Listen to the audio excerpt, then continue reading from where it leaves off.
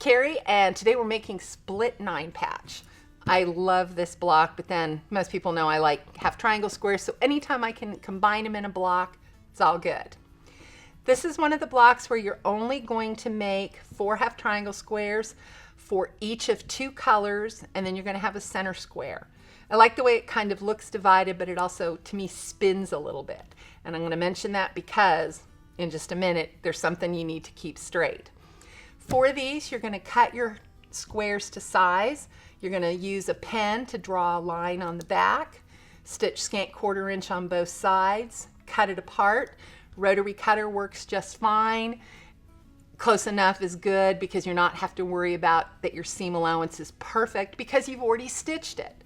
You can also use the Seam So Easy. This is a great tool for instead of drawing lines. For this, two things you want to really pay attention to.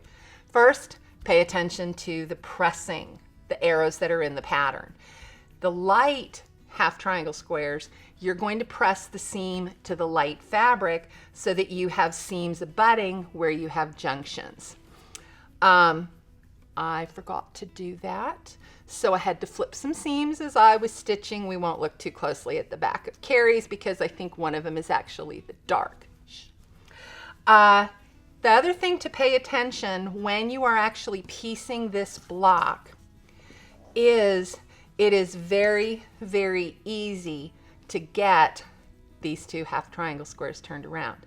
Ask me how I know.